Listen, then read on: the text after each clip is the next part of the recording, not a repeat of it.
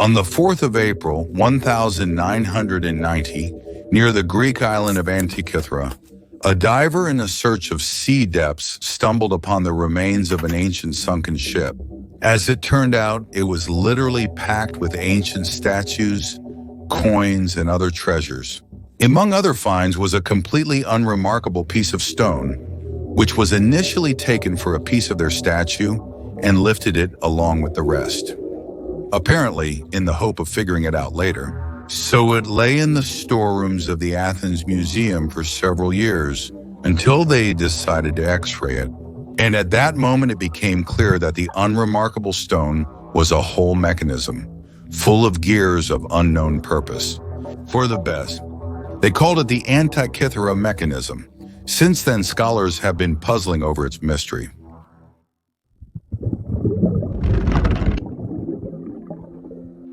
Hello, this is the era of distrust, and now we will try to unravel the mystery of the so-called Antikythera mechanism.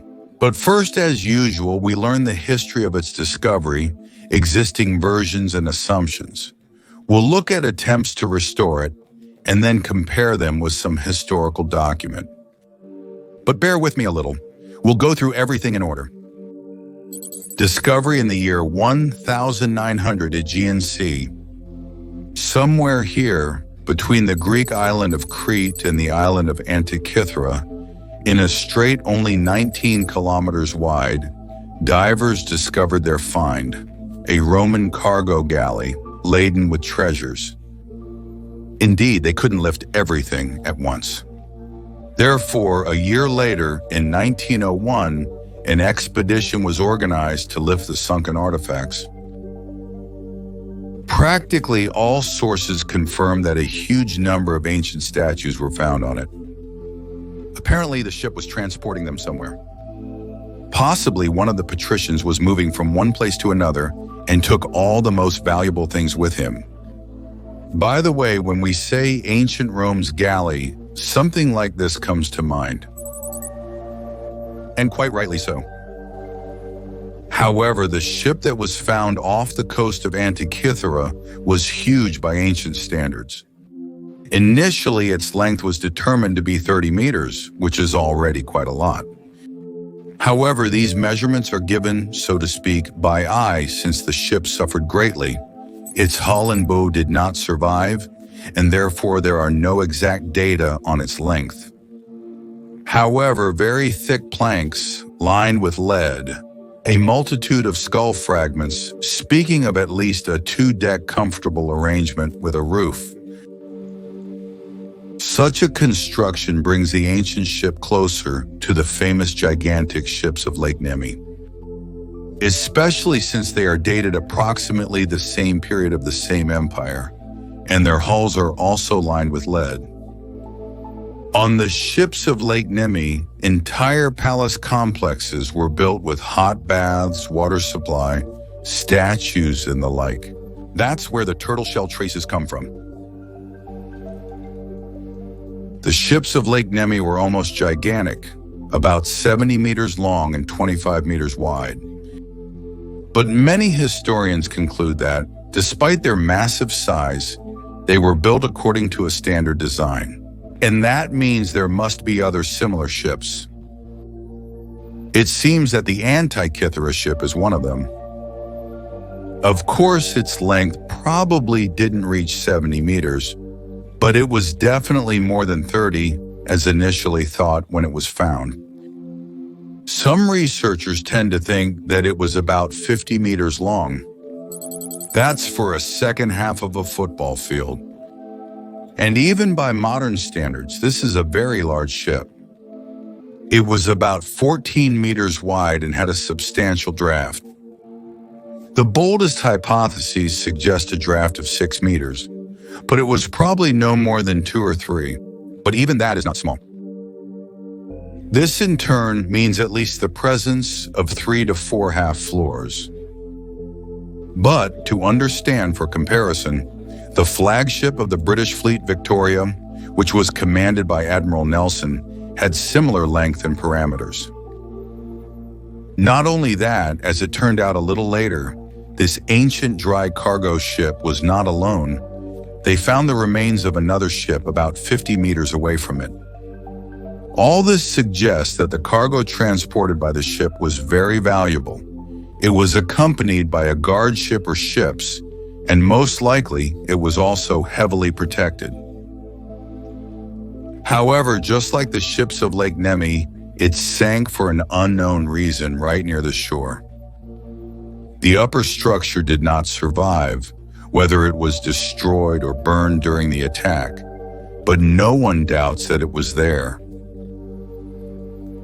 In the frames of underwater shooting, it is visible that there is a huge amount of amphorae in the cargo section. Then where were the found sculptures stored? Not among the wine jugs, right?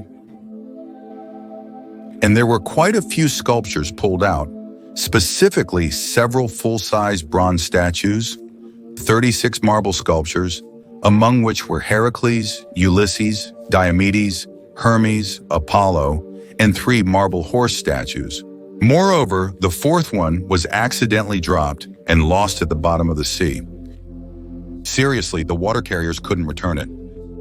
The fact that it was found on such a huge ship raises even more suspicions.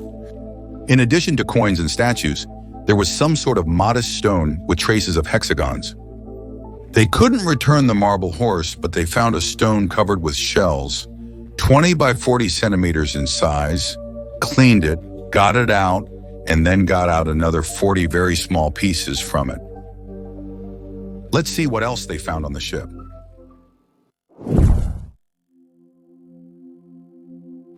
In the backyard of the museum, full-sized marble statues are arranged. Pay attention to how sharply the boundary is outlined between the part of the sculpture buried in sand and those parts that were outside, which were subjected to the aggressive marine environment, flora and fauna.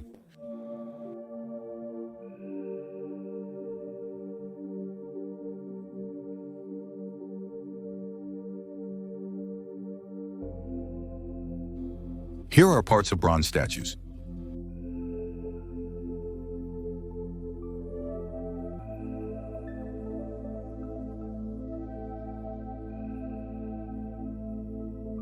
And here are glass items. Look how delicately they are made. On some cups, the glass is of the finest work. However, in the exposition of the Athens National Museum, they are not there. Only bronze parts of some philosopher's statue, his head and parts of his body are presented. The bronze antique EFEF is almost 3 meters high. There's also some trinket, like arm fragments, amphorae, ceramic lamps, and all that. Then all your attention will be gradually switched to the antique mechanism itself. And that's all they lifted from the huge ship with a carrying capacity of no less than 300 tons. By the way, the investigations are still ongoing. And just recently, when they finally connected modern equipment, in the sand which had buried the lower layers of the ship, they found human remains, one of the crew members or a passenger. And this, in turn, leads to thoughts about the causes of the shipwreck. If the ship had sunk as a result of an attack, arson, fear, or simply from a strong storm, it would not have been buried in the sand to the very top. The bottom in that place is covered with corals. Most likely, the marine fauna and flora would quickly digest all the organic matter, planks, human bodies, and the indigestible cargo, like statues, for example, would be destroyed by coral growths. I remember what the parts looked like, displayed on the surface of the bottom. And the parts of the crew's bodies would have been eaten in the counted years or even months. At the bottom of the sea, the dead parts of animals do not last long. This same man was literally buried in a thick layer of sand, yet he was not on the bottom of the ship, but on one of the upper decks. The thought comes to mind again that the ship was buried in sand even before it sank. Perhaps this is what caused his death, as well as the break in several parts, thanks to which we lost his nose and food. But never mind. Let's get back to our mechanism.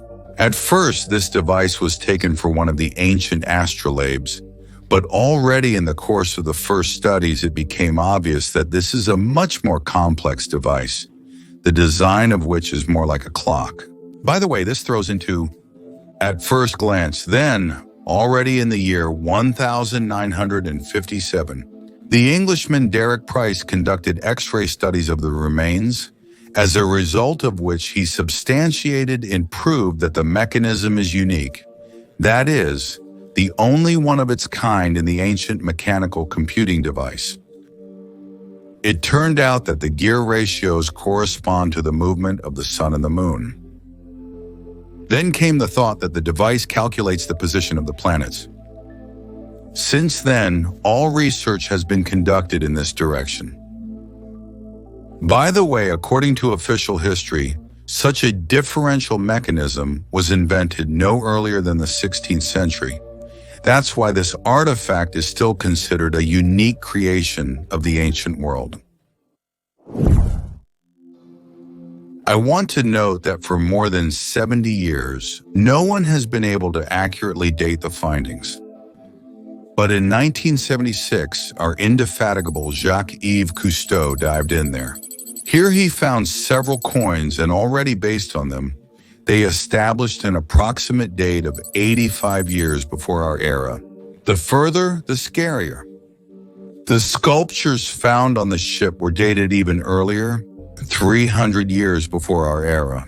That is, at the time of the sculpture's transportation, they should have been at least 200 years old. And again, I ask where Monetka's horse was found, but the lost marble horse is not. Since 1957, researchers have been trying to restore the mechanism. Various reconstructions. Every year things get more complicated. More and more new functions are added, which were not originally there. It is now believed that the device calculates the appearance of more than 42 astronomical phenomena, among which are solar eclipses, which strongly influence the strength of winds at sea. It's quite wild to hear about the highest technology simultaneously with the blind faith of the ancient Greeks in the divine power of the wind. Well, yeah, okay. So, Wikipedia summarizes that we have simultaneously a calendar, as well as astronomical, meteorological, and cartographic devices in front of us. And that's why it is the oldest analog computer. And its main purpose is to determine the position of the sun, the position of the moon, the determination of solar and lunar eclipses, and, most importantly, the determination of the dates of the most important Greek games, the Olympiad, the Pythian Games, the Nemean Games, and so on. The archival purpose of a precious, unique toy. Seriously predict the Olympic Games? I'm not going to sort out the alloys of copper, lead, and pig iron from which the hex nuts were made, the jeweler's precision of the teeth, and the like right now. In any case, it won't help us now. Our task is simply to find out what this device is and why it was on the ship. Officially an expensive toy of a wealthy ancient Greek philosopher or astronomer. They even found a supposed recipient of the cargo, some astronomer Gaypark of Rhodes, but it's not accurate because he lived 100 years earlier. According to another version, on the contrary, the ship was going from Greece to Rome with loaded treasures. In any case, for some reason, it stopped 100 meters from the shore, possibly with the same purpose as the divers who discovered it, to wait out the storm where it was shipwrecked. Everything I've told above was done solely to understand the key moments of the discovery. Facts. So what do we have? The first discovery was made on a huge, sunken, rich ship too. There was a large amount of treasures on the ship about which, besides that we mostly know nothing. Those few sculptures displayed in the Athens National Archaeological Museum in no way correspond to the first cry of the discoverer about there being many corpses. He confused them with sculptures. And those that stand in the backyard are just the tip of the cargo. The third mechanism is very similar to a clock. The fourth, externally, it's just a box with an incomprehensible dial. I want to emphasize that the described functionality of the anti-clock mechanism is actually just ordinary mechanical clocks in the modern sense. What we are offered to admire, almost all handmade mechanical watches can do. To calculate the sun and moon's positions, lunar phase, and weekdays. Don't believe it? Well, how do you think mechanical watches work? Yes, exactly the same gears with exactly the same differential and transmission numbers. The only difference from the Antikythera mechanism is the absence of a classic dial of hour, minute, and second hands, instead of which there are hands with the position of the planets. But this is not exactly and quite possibly is a later idea of scientists to justify the funds invested in them. But it is certain that there were degrees on the dial. Ah, yes, I forgot to say that from 2005 on, after another several international scientific projects to restore this mechanism started. Agree. It would be quite sad to find out that huge money allocated for research grants proved that it's just a clock. So they called it the ancient computer. Just a word game. And in modern wristwatches, the number of gears and therefore functions can be much greater. Nevertheless, even knowing that this mechanism is essentially a clock, it remains unclear why it does not show time. Is it possible that not a single ancient chronicle describes such an interesting device? And yes, there isn't. Al-Biruni, a Persian scholar, thinker, astronomer, mathematician, and philologist of the century, 10th century Anno Domini. In his elementary treatise on the art of astrology, he speaks of a certain lunar box. This box showed the phases of the moon, the positions of the moon and the sun, the time, the days of the week, and the signs of the zodiac. But these are also ordinary clocks. Why did they call it a box, not clocks? The first thing that comes to mind with this sensation, perhaps, is the thrill of real treasure hunting. They simply distracted attention and inflated intrigue, found some mysterious object with functions unclear to the layman, and inflated the importance of the find, as they actually do to this day. But if I dare to make such a statement, it means I must have solid evidence to back it up. Correct, indulge. So, we close Wikipedia, Google, search, all the informational husk on this topic that has accumulated over the last 30 years. She can't help us anymore anyway.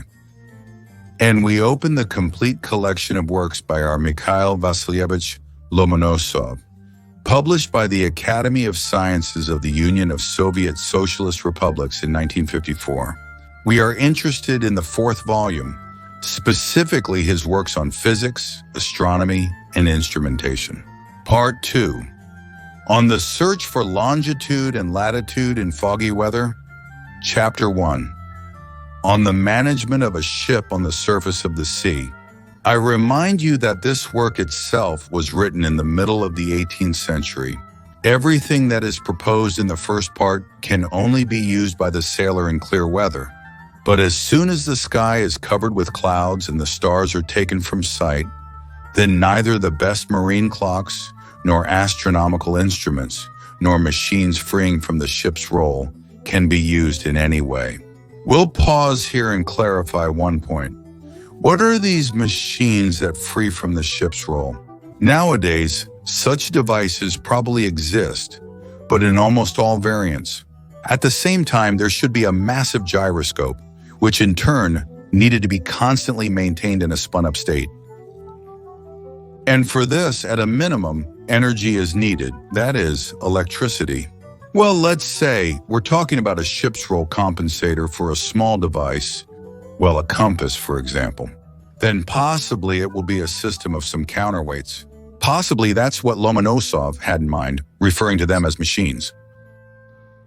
Further in the text, Mikhail Vasilyevich hints that, out of all the devices left for the sailor to use, only compasses remain, which are often of poor quality, and they are not capable of correctly indicating the route, even on land, let alone at sea, especially there, where you need to go carefully, bypassing underwater rocks and reefs, so as not to end up in a shipwreck and to know your exact location.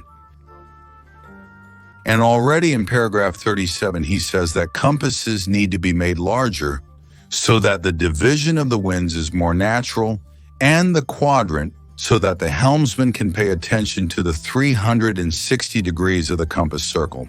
All this is quite enough for a conventional compass when navigating a consumer vessel.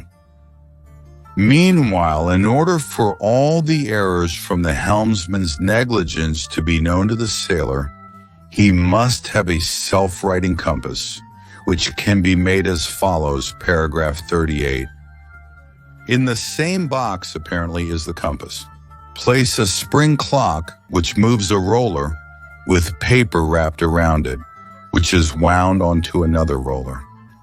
The circle in which the winds and degrees are displayed should confirm on the made of steel through the needlework art magnet, which can overcome a small friction of the pencil material without delay. Paragraph 39. Connected in this way with the compass, the shaft will start to rotate and the paper will start to wind on the other side. Will the pencil draw a line that will show the standing direction, the slope and the roughness, which can generally be seen and calculated by weight? Next comes a detailed description of the device with its drawing, which is called Find 10 Differences.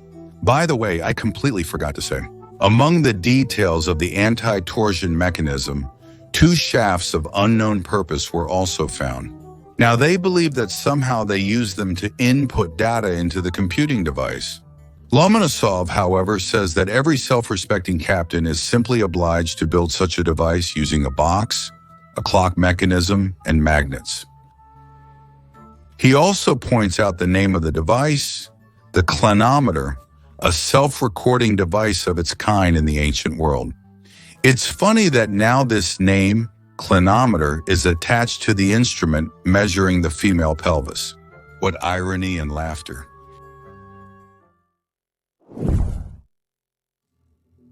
So let's sum up. A huge ancient ship sailed with a rich cargo from Sardinia to Rhodes, or vice versa. On its way, there were places where the shore was not visible at all, as well as difficult passages between the rocky islands of the Aegean Sea. On such a route, accurate navigation is very important. The ship itself, such a huge one, had not one, but maybe even 2 decks for wealthy passengers, or a passenger necessarily had a separate cabin. For some reason, this ship sank along with the cargo, moreover, not far from the shore. After many centuries, they find it. Literally, by that time, it had already grown over with shells, sea plants covered with sediment. The entrance to the lower decks is closed, regardless of whether they were real or not. All findings were made on the upper deck. The anti-theft mechanism itself, of course, it looks more rich than the device described by Lomonosov, but all the key moments are in place. A splendid clockwork mechanism, a box, a dial with degrees instead of arrows in time. The pencil and paper could not be preserved, but the rollers on which they were wound were preserved. So what do you believe in more? That they carried a unique, expensive toy on the ship to calculate the time of the Olympic Games, or that on the upper deck, opposite the wheelhouse, there was a table so necessary in the swimming of the ship's log. After all, judging by the description of Mikhail Vasilievich, he was not just known, he was vitally necessary to any sea ship. However, the only mention of something similar is found only in the Persians, and even then in some incomprehensible key. Seems like a watch, but a box. And only our native sources somehow miraculously preserve this information, even after being edited by Miller and Schlosser, even after the search of his house immediately after his death, through the confiscation of his historical works by Catherine's order. All that remains is to marvel at the twists of fate. And now, in my opinion, only 2 questions remain unresolved. First, how did it happen that none of the historians read this chapter at Lomonosov's? And second, what discovery on this ship was so elegantly covered up with noise from a banal, self-righting compass, an old navigation device? Friends, none of us are afraid of mistakes. And if you see a flaw in my logic, don't hesitate to leave your angry comment under the video. Clearly, literally, and without typos.